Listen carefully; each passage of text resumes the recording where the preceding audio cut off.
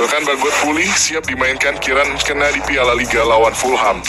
Kabar bagus menghampiri timnas Indonesia di tengah cederanya sejumlah pemain pilar. Back tengah Elkan Bagot dinyatakan tidak mengalami cedera serius dan siap dimainkan melawan Fulham di putaran keempat Piala Liga Inggris. Bagot sebelumnya dinyatakan mendapat cedera selepas memperkuat timnas senior melawan Brunei lalu, sehingga diragukan tampil di pertandingan melawan Fulham. Kendati demikian, asisten manajer Martin Pert menyatakan Bagot dalam kondisi bagus. Elkan hanya merasakan nyeri pada bagian punggung, akibat menempuh perjalanan dengan rute berbeda. Dia mengalami sedikit masalah di bagian punggung saat perjalanan pulang dari Indonesia lewat tempat lain. Saya kira dalam hal penyembuhannya cukup normal, bukan masalah besar. Dia sudah berlatih kemarin, jelas Pert dikutip laman Ipswich Start. Pernyataan itu membuat Bagot mempunyai peluang untuk kembali tampil di Piala Liga. Irak dilanda dua masalah besar jelang hadapi timnas Indonesia di kualifikasi Piala Dunia. Mantan pemain timnas Irak Saad Atiyah mengungkap masalah serius yang dihadapi timnas Irak di bawah pelatih Jesus Casas. Jesus Casas pelatih asal Spanyol yang memimpin timnas Irak sejak November 2022 dan telah membawa pulang trofi Arabian Golf Cup 2023. Atiyah menyoroti kendala dalam lini belakang timnas Irak. Menurutnya Casas harus benar-benar jeli dalam hal pemilihan pemain. Mengingat lini serang timnas Indonesia sangat berbahaya ketika menerapkan strategi menyerang. Presiden Asosiasi Sepak Bola Irak, Adnan Darjal, membuat kesalahan dalam pernyataan tentang kurangnya komite teknis di skuad. Kehadiran penasihat teknis itu penting, ujar Atiyah. Atiyah mengingatkan jangan sampai Casas melakukan hal ceroboh, bahkan meremehkan kekuatan timnas Indonesia. Casas bisa memilih untuk memainkan formasi 5 pemain belakang guna menanggulangi kelemahan melawan tim Asia Timur, ucap Atiyah.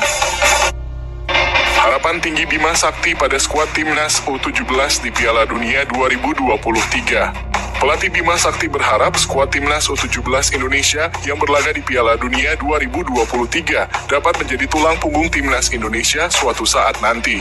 Kami optimistis, makanya kami persiapkan adik-adik ini sebaik mungkin dalam hal mental, fisik, kemudian teknik, kata Bima Sakti.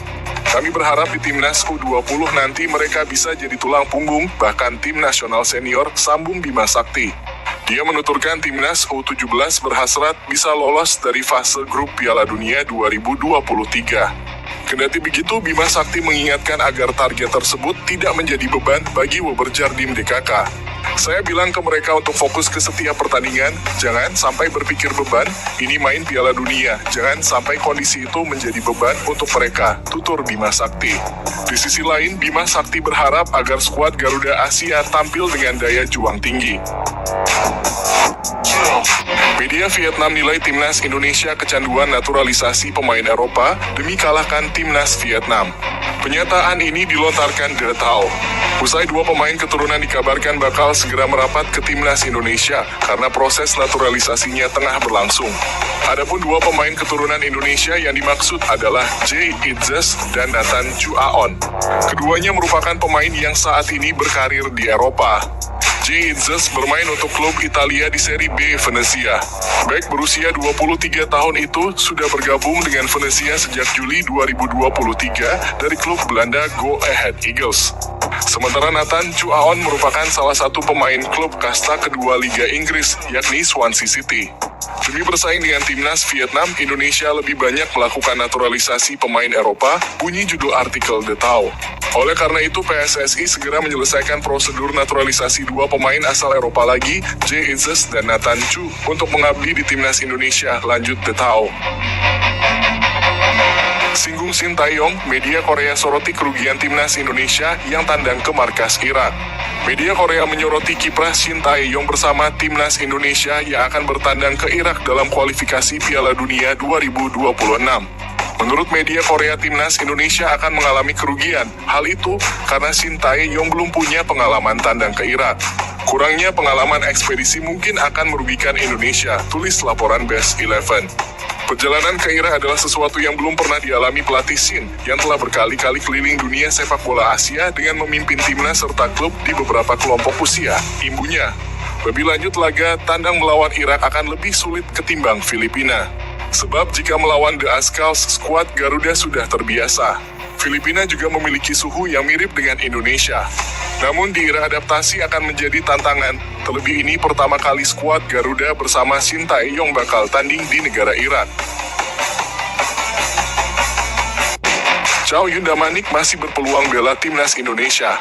Chow sebelumnya gagal bermain untuk timnas U17 Indonesia untuk ajang Piala Dunia 2023. Masalahnya dia tidak memiliki paspor Indonesia meski merupakan pemain keturunan.